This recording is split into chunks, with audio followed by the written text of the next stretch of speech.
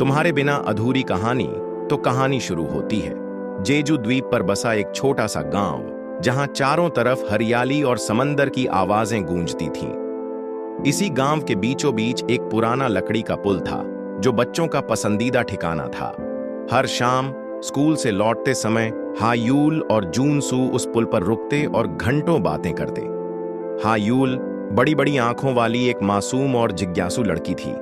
उसे सपनों में खो जाना बहुत पसंद था। दूसरी तरफ जूनसू एक नटखट और हंसमुख लड़का, जो हर समय हायूल को हंसाने की कोशिश करता। उनकी दोस्ती इतनी गहरी थी कि पूरा गांव उन्हें जुड़वां दोस्त कहता। उस दिन भी सुनहरी धूप के बीच वे दोनों पुल पर खड़े थे। हवा में समंदर की महक थी और पक्षी चहचहा रहे थे। हायूल ने अपने छोटे हाथों से पुल की रेलिंग पकड़ी और जूनसू की तरफ मुड़ी। जूनसू, जब हम बड़े हो जाएंगे तब भी क्या हम दोस्त रहेंगे? उसने मासूमियत से पूछा। उसकी आवाज में हल्की चिंता झलक रही थी। जूनसू ने उसकी तरफ देखा और शरारती मुस्कान के साथ बोला, दोस्त, हम तो हमेशा साथ रहेंगे। तुम जहां जाओगी मैं तुम्हारे साथ रहूंगा। हायूल ने राहत की सांस ली और हंस पड़ी, लेकिन उनकी मासूम दुनिया को जल्द ही एक बड़ा झटका लगने वाला था। कुछ दिनों बाद जूनसू के परिवार ने फैसला किया कि वे शहर में शिफ्ट होंगे। यह खबर सुनते ही हायूल का दिल टूट गया।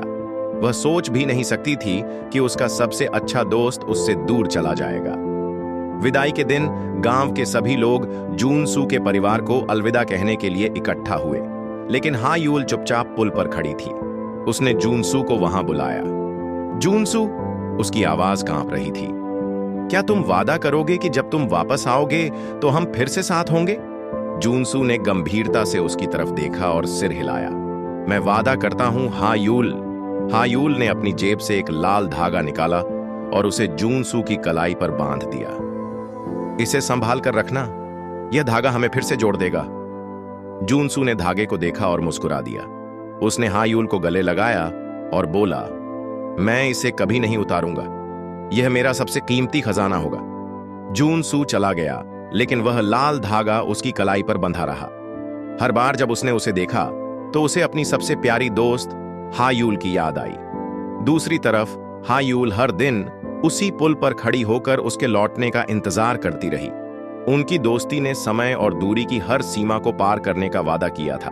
उनका बचपन का मासूम वादा एक अनकही कहानी बनकर उस पुल पर बसा रहा। समय गुजरता गया और जूनसू और हायूल की जिंदगी अलग अलग रास्तों पर बढ़ती चली गई। बचपन का वह पुल, वह लाल धागा और वह वादे धीरे धीरे धुंधली यादों में बदलने लगे। जूनसू का परिवार शहर में बस चुका था। बड़े स्कूलों और अनगिनत प्रतियोगिताओं के बीच उसका बचपन का गांव और हायूल की मासूम बातें कहीं पीछे छूट गईं। पढ़ाई में तेज जूनसू ने आर्किटेक्चर में नाम कमाया। उसकी मेहनत और लगन ने उसे एक सफल आर्किटेक्ट बना दिया।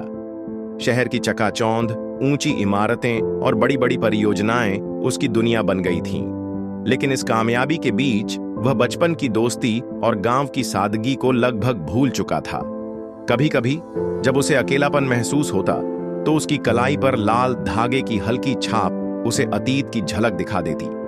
लेकिन वह ख्याल बस कुछ पलों का मेहमान होता। वह फिर से अपनी व्यस्त दिनचर्या में खो जाता। दूसरी तरफ हायूल का जीवन जेजू द्वीप पर ही बसा रहा।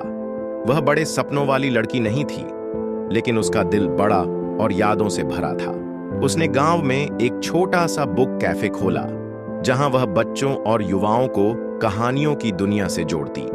उसके कैफे की खिड़कियों से समंदर का दृश्य दिखता था और कोने में रखे छोटे छोटे पौधे उसकी सादगी को दर्शाते थे। हर शाम जब वह कैफे बंद करती तो पुल के पास कुछ देर के लिए ठहर जाती। समंदर की लहरें और ढलता सूरज उसे अतीत की यादों में ले जाते। उसने कभी भी वह लाल धागा नहीं फेंका था। वह अब एक पुराने बक्से में रखा था, जिसे वह कभी कभी खोल कर देखती। क्या जूनसू मुझे याद करता होगा? यह सवाल उसके दिल में बार बार गूंजता। कई बार उसने सोचा कि वह जूनसू से संपर्क करे, लेकिन फिर उसे लगता कि शायद अब उसकी जिंदगी में उसके लिए कोई जगह नहीं रही होगी। वह सोचती, शहर में लोग बदल जाते हैं, क्या वह भी बदल गया होगा? जूनसू और हायूल की जिंदगियां इतनी अलग थीं कि अब वे किसी दो अजनबियों की तरह लगती थीं। लेकिन कुछ चीजें समय के साथ भी नहीं बदलती, जैसे हा यूल का जून सू का इंतजार और जून सू की कलाई पर धागे की हल्की छाप। समय ने उनकी जिंदगियों को नई दिशा दी थी, लेकिन वह मासूम दोस्ती कहीं न कहीं उनके दिलों में आज भी जीवित थी। सालों बाद जून सू जेजू वापस लौटा। एक बड़े आर्किटेक्चरल प्रोजेक्ट के तहत उसे गांव के पास एक रिसॉर्ट डिजाइन करना था। शहर की भीड़ और तेज रफ्तार जिंदगी से दूर जेजू का शांत वातावरण उसे अजीब सी शांति दे रहा था। कार की खिड़की से बाहर झांकते हुए वह गांव की पुरानी गलियों को देख रहा था। बचपन की यादें एक एक कर उसकी आंखों के सामने तैरने लगीं। उस दिन काम खत्म करने के बाद जून सू अकेले ही गांव के उस पुल की तरफ निकल पड़ा जहां कभी वह और हा यूल घंटों बिताते थे। जैसे ही वह पुल पर पहुंचा, उसे लगा कि वह समय जैसे पीछे चला गया हो। वही शांत समंदर, वही ठंडी हवा और वही लकड़ी का पुराना पुल। उसने रेलिंग पर हाथ रखा और आसमान की ओर देखा। क्या वह यहां कभी आती होगी? उसने मन ही मन सोचा। इसी बीच हा यूल भी उसी पुल की तरफ बढ़ रही थी। उसका बुक कैफे पास ही था और वह अक्सर दिन खत्म होने के बाद यहां कुछ देर बैठा करती थी। जैसे ही वह पुल पर पहुंची, उसे एक जाना पहचाना चेहरा दिखा। कुछ पल के लिए उसे यकीन ही नहीं हुआ। जून सू? उसने हल्की आवाज में पूछा। जून सू ने तुरंत पलटकर देखा। उसकी आंखें चमक उठीं। हाँ यूल, इतने सालों बाद। दोनों कुछ देर तक बस एक दूसरे को देखते रहे। उनके चेहरे पर हल्की मुस्कान थी, लेकिन उस मुस्कान में सालों की दूरी का एहसास भी छिपा था। तुम यहां कैसे? हाँ यूल ने आखिरकार चुप्पी तोड़ी। काम के सिलसिले में आया हूं, लेकिन ये सब देखकर पुरानी यादें ताजा हो गईं। और तुमने जेजू नहीं छोड़ा? नहीं, मैं यहीं खुश हूं, हाँ यूल ने मुस्कुराते हुए कहा। दोनों के बीच एक अजीब सा सन्नाटा छा गया। बचपन की वो गहरी दोस्ती अब अनजानेपन में बदल चुकी थी। दोनों के पास कहने को बहुत कुछ था, लेकिन शब्द नहीं मिल रहे थे। तुमने वो लाल धागा संभाल कर रखा था? हाँ यूल ने हिम्मत करके पूछा। जून सू की कलाई पर हल्की छाप अब भी मौजूद थी। उसने मुस्कुराते हुए कहा, शायद मैं उसे भूल गया था, लेकिन यह छाप अब भी है। हाँ यूल की आंखें भर आईं। उसने धीरे से कहा, मैंने सोचा था तुम भूल जाओगे, लेकिन कुछ चीजें कभी नहीं बदलती। जूनसू ने उसकी बात पूरी की। शाम का सूरज ढल रहा था। समंदर की लहरें और हवा की सरसराहट उनके बीच के सन्नाटे को भर रही थीं। दोनों ने महसूस किया कि वक्त ने भले ही उन्हें अलग कर दिया था, लेकिन वह पुल और उनके वादे अब भी उन्हें जोड़ रहे थे। उस मुलाकात ने उन्हें अजनबियों से फिर से पुराने दोस्तों में बदलने की शुरुआत दी। शायद यह वक्त था जो उनकी अधूरी कहानी को नया मोड़ देने वाला था। अगले दिन जून सू ने हा यूल के कैफे का दौरा करने का फैसला किया। जब वह वहां पहुंचा तो दरवाजे पर लगी घंटी की हल्की आवाज ने उसका स्वागत किया। अंदर कदम रखते ही उसे एक अलग ही दुनिया का एहसास हुआ। कैफे छोटा लेकिन बेहद खूबसूरत था। दीवारों पर किताबों की अलमारियां सजी हुई थीं और कोने कोने में छोटे पौधे रखे थे। एक तरफ खिड़की से समंदर का दृश्य दिख रहा था, जहां हल्की हवा के साथ पर्दे हिल रहे थे। जून सू ने कैफे के माहौल को महसूस करते हुए चारों तरफ नजर दौड़ाई। यह जगह एक अजीब सुकून से भरी हुई थी, जो उसके तेज तर्रार और भाग दौड़ वाले जीवन में कहीं गायब हो गया था। हाँ यूल काउंटर के पीछे खड़ी थी, ग्राहकों के लिए चाय तैयार कर रही थी। उसे देखकर जून सू मुस्कुरा दिया। तुम्हारा कैफे बहुत खूबसूरत है, उसने कहा। हाँ यूल ने उसकी तरफ देखा और मुस्कुराई। धन्यवाद, ये मेरी छोटी सी दुनिया है, मैं इसे ऐसे ही सहेजना चाहती हूं। जून सू एक टेबल पर बैठ गया और दीवार पर टंगी तस्वीरों को देखने लगा। हर तस्वीर में कोई कहानी छुपी हुई थी। कुछ में बच्चे किताबें पढ़ते नजर आ रहे थे, तो कुछ में हा यूल को लोगों के साथ हंसते हुए दिखाया गया था। तुमने इसे खुद डिजाइन किया? जून सू ने पूछा। हाँ, हा यूल ने जवाब दिया। यह कैफे मेरे सपनों की तरह है। मैं चाहती थी कि यह सिर्फ एक जगह न हो, बल्कि ऐसा कोना हो जहां लोग अपनी परेशानियां भूलकर कुछ वक्त के लिए सुकून महसूस कर सकें। जून सू उसकी बातों को ध्यान से सुन रहा था। वह देख सकता था कि हा यूल अब भी वैसी ही थी, सच्ची, दयालु और गर्मजोशी से भरी हुई। उसने महसूस किया कि समय और दूरी ने भले ही उन्हें अलग कर दिया हो, लेकिन हायूल का दिल अब भी वैसा ही था जैसा बचपन में हुआ करता था। तुम्हारा यह सपना कितना अलग है, उसने कहा। शहर में हर कोई बस आगे बढ़ने और जीतने की दौड़ में है, लेकिन तुमने यहां ऐसी जगह बनाई है जो किसी को भी ठहरने और सोचने का मौका देती है। हायूल ने हल्की हंसी के साथ कहा, शायद इसलिए कि मैं दौड़ में कभी नहीं रही। मुझे बस अपनी छोटी छोटी खुशियों से प्यार है। जूनसू ने महसूस किया कि उसके जीवन से वह सादगी और सुकून कहीं खो गया था। वह वर्षों से बड़ी बड़ी परियोजनाओं और कामयाबी की ऊंचाइयों को पाने में लगा हुआ था, लेकिन इस छोटे से कैफे में बैठकर उसे ऐसा लगा जैसे उसने फिर से जीने की वजह ढूंढ ली हो। यहां आकर मुझे ऐसा लग रहा है जैसे मैं खुद को फिर से पा रहा हूं, उसने ईमानदारी से कहा। हायूल ने उसकी बात सुनी और मुस्कुराई। तो फिर जब भी तुम्हें इस भागती दौड़ती दुनिया से ब्रेक चाहिए हो, यह जगह तुम्हारे लिए हमेशा तैयार है। उस मुलाकात ने जूनसू के दिल में एक नई शुरुआत की हलचल पैदा कर दी। उसने सोचा, शायद वह अपने पुराने गांव में लौटकर वह सब पा सकता है जो उसने अब तक खो दिया था। सुकून, सच्चाई और वह मासूम दोस्ती जो कभी अधूरी रह गई थी। जूनसू ने अपनी परियोजना की हर बैठक के बाद हायूल के कैफे आना अपनी आदत बना ली थी। पहले वह कैफे की शांति और सुकून की ओर खींचता चला आया था, लेकिन अब यह जगह उसके लिए खास हो गई थी क्योंकि यहां हायूल थी। हर दिन दोनों घंटों बातें करते, कभी बचपन की यादों पर हंसते तो कभी अपने जीवन के उतार चढ़ाव साझा करते। तुमने अपना जीवन कितना खूबसूरत बना लिया है, जूनसू ने एक दिन कहा। यह बस साधारण है, हायूल ने मुस्कुराते हुए जवाब दिया, लेकिन मुझे खुशी है कि तुम्हें यह पसंद है। उस शाम कैफे खाली था। खिड़की से ढलते सूरज की रोशनी अंदर आ रही थी। हायूल ने जूनसू को एक किताब दिखाते हुए कहा, याद है जब हम बच्चे थे तो मैं कहानियां सुनाने में कितनी अच्छी थी और मैं हमेशा तुम्हें चिढ़ाया करता था कि तुम लेखक क्यों नहीं बन जाती। जूनसू ने हंसते हुए कहा। दोनों हंसी में खो गए, लेकिन फिर एक पल के लिए चुप्पी छा गई। जैसे ही हायूल चाय लाने के लिए उठी, उसने अचानक पूछा, तुम अब भी वही लाल धागा संभाल कर रखे हो? जूनसू ने अपनी जेब में हाथ डाला और धागा निकाला। वह अब थोड़ा पुराना हो चुका था, लेकिन उसकी चमक जैसे अभी भी वैसी ही थी। मैंने इसे कभी नहीं छोड़ा, उसने कहा। हायूल की आंखें धुंधली हो गईं। वह कुछ पल के लिए चुप रही, लेकिन उसके दिल में चल रही हलचल को वह ज्यादा देर तक छुपा नहीं सकी। जूनसू, मुझे तुम्हें वापस देखकर अच्छा लगा। सच कहूं तो मुझे लगा था कि शायद मैं तुम्हें फिर कभी नहीं देख पाऊंगी, लेकिन क्या तुम फिर चले जाओगे? जूनसू उसकी बात सुनकर एक पल के लिए चुप हो गया। वह उसके सवाल का जवाब नहीं दे पा रहा था। वह जानता था कि उसका जीवन अब शहर में था और वह इस परियोजना के बाद वापस चला जाएगा, लेकिन हायूल की आंखों में झलकता दर्द उसे चुप करा गया।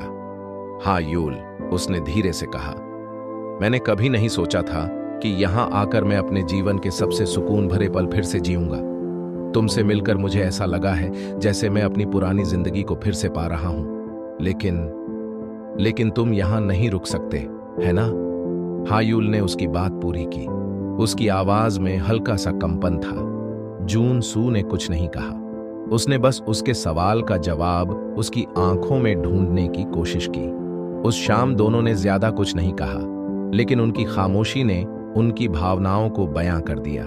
यह सिर्फ उनके बीच की दूरी का एहसास नहीं था, बल्कि एक नई शुरुआत की संभावना का भी संकेत था। दोनों जानते थे कि कुछ चीजें वक्त और हालात पर निर्भर करती हैं, लेकिन एक बात साफ थी, उनके दिलों में अब भी एक खास जगह थी जो सिर्फ एक दूसरे के लिए बनी थी। जूनसू के दिल में हलचल मची हुई थी। काम, शहर और उसकी व्यस्त जिंदगी उसे पुकार रही थी, लेकिन जेजू में बिताए कुछ ही दिनों ने उसे एहसास दिला दिया था कि उसके जीवन में कुछ अधूरा है। हर दिन हायूल से मुलाकात के बाद उसके मन में यह सवाल गूंजता, क्या मैं सच में वापस चला जाऊं? उस रात उसने एक फैसला किया। उसने हायूल को अगले दिन पुल पर मिलने के लिए बुलाया। वही पुल जहां बचपन में वे अपने सपनों की बातें किया करते थे, जहां उनके बचपन के सबसे खूबसूरत पल बीते थे। सूरज ढल रहा था। पुल के चारों ओर समंदर की लहरें शांत थीं और हवा में ठंडक थी। हा यूल वहां पहले से ही खड़ी थी। उसकी नजरें समंदर के दूर क्षितिज पर टिकी थीं। उसके मन में कई सवाल थे। जून सू धीरे धीरे पुल पर आया। उसने कुछ देर तक कुछ नहीं कहा। फिर उसने गहरी सांस लेते हुए अपनी बात शुरू की। हाँ यूल, उसने कहा। उसकी आवाज में झिझक थी। क्या तुम्हें लगता है कि हम वहीं से शुरू कर सकते हैं जहां हमने छोड़ा था? हाँ यूल उसकी ओर पलटी। उसकी आंखों में गहराई और भावनाओं का सागर था। वह कुछ पल के लिए चुप रही, जैसे उसकी बात को पूरी तरह से समझने की कोशिश कर रही हो। जून सू, उसने धीरे से कहा, तुम जानते हो मैंने तुम्हारे लौटने का इंतजार कितना किया है। जब तुम गए थे मैंने हर दिन तुम्हारी वापसी की उम्मीद की थी, लेकिन इतने सालों में मैं खुद को यह सिखाने की कोशिश करती रही कि शायद तुम अब कभी वापस नहीं आओगे। और अब जब तुम यहां हो मैं डरती हूं। डरती हो? जून सू ने हैरानी से पूछा। डरती हूं कि अगर मैंने फिर से तुम्हें अपने दिल में जगह दी और तुम फिर चले गए तो मैं खुद को संभाल नहीं पाऊंगी। हा यूल की आंखों में आंसू थे। मैंने तुम्हारे बिना जीना सीख लिया था, लेकिन तुम्हें खोने का दर्द मैं फिर से सहन नहीं कर सकती। जून सू ने उसकी आंखों में देखते हुए कहा, मैं समझ सकता हूं, लेकिन इन दिनों तुम्हारे साथ रहते हुए मैंने महसूस किया है कि मैं अपनी जिंदगी में कुछ ऐसा ढूंढ रहा था जो कहीं और नहीं मिला। शायद वह चीज तुम हो। हा यूल ने उसकी बात सुनी और हल्की मुस्कान के साथ कहा, जून सू, यह कहना आसान है, लेकिन सच्चाई यह है कि हमारी जिंदगी अब अलग है। तुम्हारी दुनिया शहर में है और मेरी यहां। क्या तुम सच में तैयार हो अपनी जिंदगी बदलने के लिए? जून सू चुप हो गया। वह जानता था कि हा यूल के सवाल का जवाब सिर्फ शब्दों में नहीं, बल्कि उसके फैसलों में होना चाहिए। उसने महसूस किया कि यह सिर्फ उसके दिल का सवाल नहीं था, बल्कि उसके भविष्य का भी। दोनों पुल पर खड़े थे। उनके बीच लहराती हवा उनके भीतर की अनिश्चितता को बयां कर रही थी। यह पल उनके लिए सब कुछ बदल सकता था, लेकिन एक बात साफ थी, उनके दिल अब भी एक दूसरे के लिए धड़क रहे थे। जून सू पुल पर खड़ा था, उसकी आंखों में पछतावा और दिल में कुछ ठीक करने की चाहत। हा यूल के सवालों ने उसे भीतर तक झकझोर दिया था। उसने महसूस किया कि अतीत में उसने कितनी गलतियां की थीं। बचपन की वह मासूम दोस्ती, वह भरोसा जिसे उसने अपनी महत्वाकांक्षाओं के पीछे छोड़ दिया था, अब वह सब उसके दिल पर बोझ बनकर उभर रहा था। हाँ यूल, उसने धीरे से कहा। उसकी आवाज में ईमानदारी झलक रही थी। मैं जानता हूं कि मैंने अतीत में कितनी गलतियां की हैं। मैं स्वार्थी था। मैंने तुम्हारे बिना अपने सपनों का पीछा किया और तुम्हें पीछे छोड़ दिया। मैंने कभी यह नहीं सोचा कि मेरी इस एकतरफा विदाई ने तुम्हें कितना दर्द दिया होगा। हाँ यूल उसकी तरफ देख रही थी। उसकी आंखों में गहरी भावनाएं थीं, लेकिन वह चुप थी। जून सू ने गहरी सांस ली और अपनी बात जारी रखी। मुझे यह भी समझने में वक्त लग गया कि सपनों को पूरा करने का मतलब सिर्फ ऊंचाई पर पहुंचना नहीं होता। असली खुशी तब मिलती है जब हमारे पास वह हो जिसे हम सच में प्यार करते हैं। और अब मुझे एहसास हुआ है कि मेरे सपने अधूरे हैं क्योंकि उनमें तुम्हारा साथ नहीं था। हा यूल ने सिर झुका लिया। वह अपनी भावनाओं को शब्दों में पिरोने की कोशिश कर रही थी। कुछ पलों की चुप्पी के बाद उसने कहा, जून सू, मैं मानती हूं कि तुम्हारे जाने से मुझे बहुत दर्द हुआ। मैं हर दिन सोचती थी कि शायद तुम मुझे भूल गए हो, लेकिन मैंने खुद को यह भी समझाया था कि मैं तुम्हारी महत्वाकांक्षाओं का हिस्सा नहीं हूं। तुमने वह दुनिया चुनी जहां मैं नहीं थी। जून सू की आंखों में पश्चाताप साफ झलक रहा था। हाँ यूल, मैं तुम्हें भरोसा दिलाना चाहता हूं कि अब चीजें बदल चुकी हैं। मैंने जो खोया है उसे पाने का यह मेरा आखिरी मौका है। मैं चाहता हूं कि हम अपने रिश्ते को फिर से एक मौका दें, एक नई शुरुआत करें। हाँ यूल ने उसकी बात सुनी और कुछ देर तक सोचती रही। उसकी आंखों में अनिश्चितता थी, लेकिन कहीं ना कहीं एक उम्मीद की किरण भी चमक रही थी। नई शुरुआत आसान नहीं होती जून सू, उसने धीरे से कहा। हमारे बीच वक्त और दूरी की एक दीवार खड़ी हो गई है, लेकिन अगर तुम सच में बदलना चाहते हो और अगर तुम्हारा दिल अब भी उस मासूम दोस्ती और उस वादे से जुड़ा है तो मैं कोशिश करूंगी। जूनसू की आंखों में राहत की चमक थी। मैं वादा करता हूं हायूल, इस बार मैं तुम्हें कभी अकेला नहीं छोड़ूंगा, और अगर तुम कोशिश करोगी तो मैं हर कदम पर तुम्हारा साथ दूंगा। हायूल ने हल्की मुस्कान के साथ कहा, यह आसान नहीं होगा, लेकिन शायद यह कोशिश करने लायक है। उस पल दोनों के बीच बीते समय की दूरी थोड़ी कम हो गई थी। पछतावे और गलतियों को स्वीकारने के बाद उनके दिलों में एक नई शुरुआत की उम्मीद जागी। हालांकि यह रास्ता आसान नहीं था, लेकिन दोनों के दिलों में एक नई चाहत थी, पुरानी गलतियों को सुधारकर भविष्य को एक नई दिशा देने की। जूनसू के शहर लौटने का समय आ गया था। जेजू में बिताए गए दिन उसके लिए किसी सपने की तरह थे। सुकून, बचपन की यादें और हायूल के साथ बिताए खूबसूरत पल। लेकिन अब वह अपनी वास्तविकता की ओर लौट रहा था। शहर में उसका काम इंतजार कर रहा था और वह जानता था कि यह दूरी उनके रिश्ते के लिए एक चुनौती बन सकती है। शुरुआत में दोनों ने एक दूसरे से संपर्क बनाए रखने की पूरी कोशिश की। जूनसू हर दिन हायूल को फोन करता और हायूल भी उसे अपने कैफे और दिन भर की छोटी बड़ी बातों के बारे में बताती। लेकिन जैसे जैसे हफ्ते बीतने लगे, उनका यह नियमित संपर्क धीरे धीरे कम होने लगा। एक दिन फोन पर बातचीत के दौरान हायूल ने पूछा, जूनसू, तुम्हारा काम कब तक खत्म होगा? क्या तुम जल्द ही वापस आओगे? जूनसू ने गहरी सांस ली। मैं कोशिश कर रहा हूं हायूल, लेकिन यहां काम का दबाव बहुत ज्यादा है। अभी थोड़ा समय लग सकता है। हायूल के चेहरे पर उदासी छा गई। उसने धीमे स्वर में कहा, हमेशा काम, क्या मैं तुम्हारी प्राथमिकता नहीं हूं? जूनसू उसकी बात सुनकर चुप हो गया। वह समझ सकता था कि हायूल क्या महसूस कर रही है। उसने खुद को समझाने की कोशिश की, हायूल, ऐसा मत सोचो, तुम मेरी जिंदगी का सबसे अहम हिस्सा हो, लेकिन अभी मेरे पास कुछ जिम्मेदारियां हैं जिन्हें मैं नजरअंदाज नहीं कर सकता। लेकिन कब तक? जूनसू। हायूल की आवाज में दर्द साफ झलक रहा था। मैंने तुम्हें दूसरी बार खोने का डर नहीं पाला था, लेकिन अब ऐसा लगता है जैसे यह रिश्ता भी दूरियों में खो जाएगा। जूनसू को समझ नहीं आ रहा था कि वह उसे कैसे यकीन दिलाए। हायूल, मुझे थोड़ा और वक्त दो। मैं यह सब सिर्फ इसलिए कर रहा हूं ताकि मैं तुम्हारे साथ एक बेहतर भविष्य बना सकूं, लेकिन मैं यह सब अकेले नहीं झेल सकती। हायूल ने आंसू छुपाने की कोशिश करते हुए कहा, हमारे बीच अब पहले जैसा कुछ नहीं रहा। तुम्हारे पास शायद वक्त नहीं है, लेकिन मेरे पास सिर्फ तुम्हारे इंतजार के सिवा कुछ नहीं। जूनसू को पहली बार एहसास हुआ कि उनका रिश्ता सिर्फ बातों से नहीं चल सकता। उसने खुद से वादा किया था कि वह हायूल को कभी अकेला महसूस नहीं होने देगा, लेकिन अब वही हो रहा था। फोन पर हुई उस बातचीत के बाद दोनों के बीच खामोशी बढ़ने लगी। हर कॉल में अब वह गर्मजोशी नहीं थी जो कभी हुआ करती थी।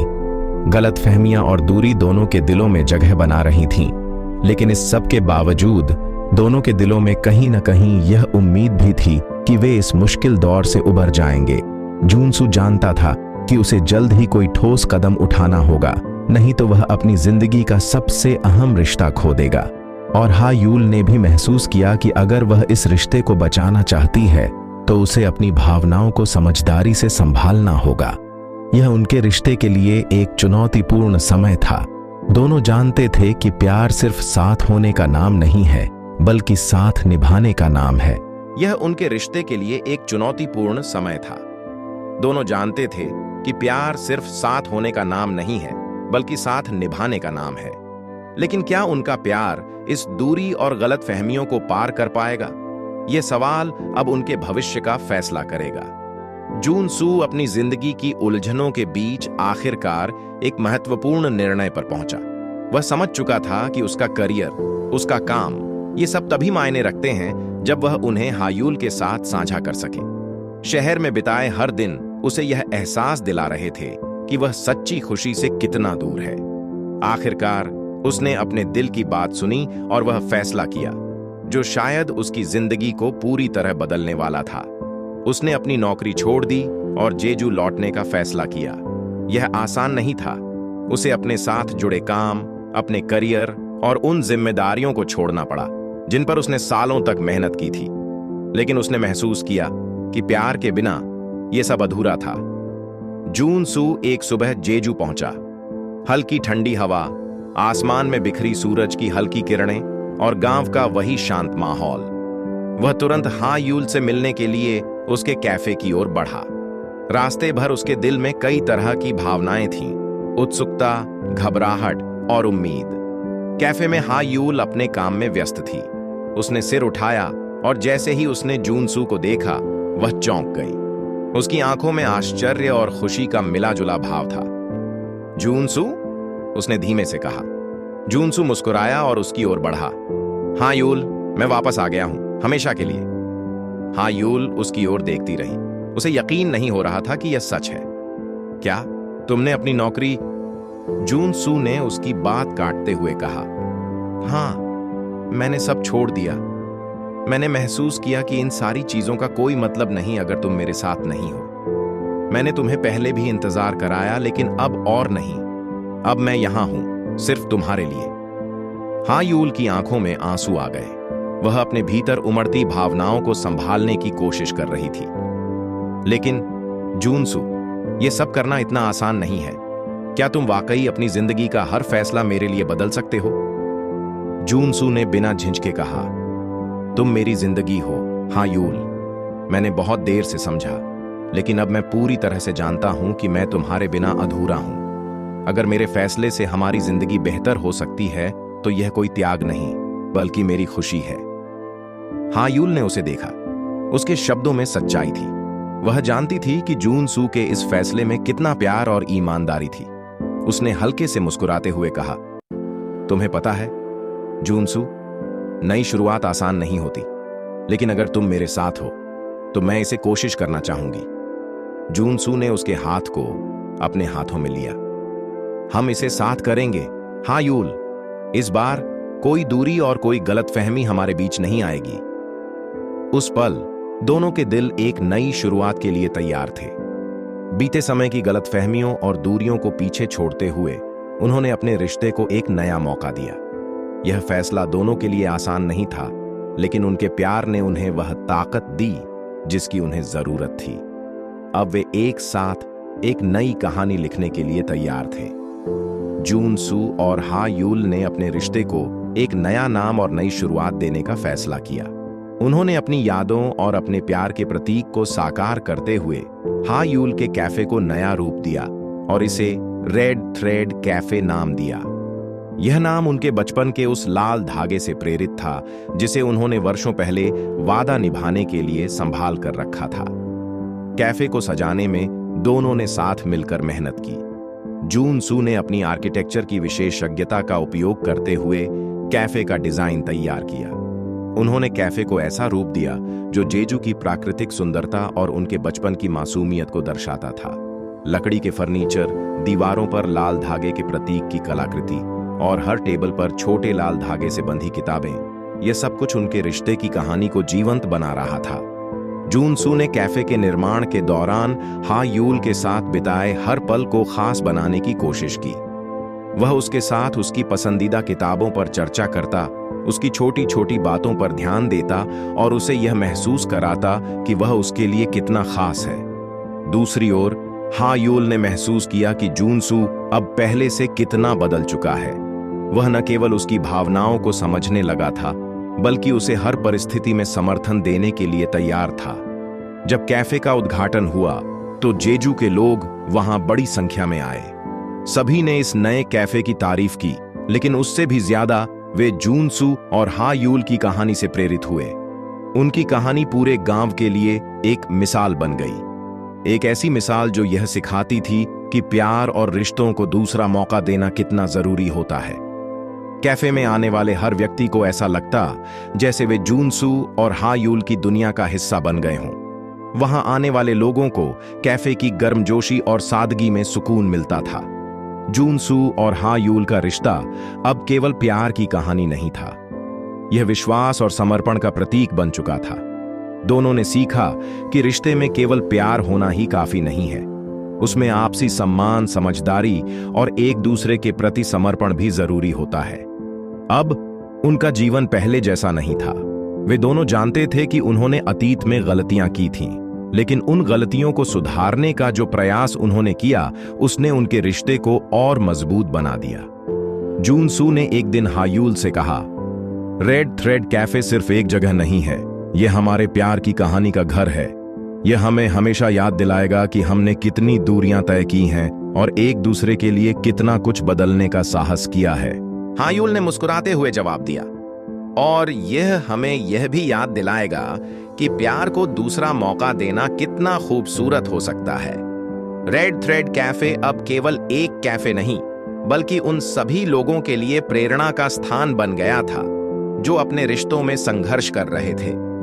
जून सू और हायूल की कहानी ने यह साबित कर दिया कि प्यार में अगर सच्चाई और समर्पण हो तो हर दूरी और हर मुश्किल को पार किया जा सकता है। आपको कहानी कैसी लगी? कमेंट में जरूर बताना। इसी तरह की प्यार भरी स्टोरी देखने के लिए वीडियो को लाइक और चैनल को सब्सक्राइब करें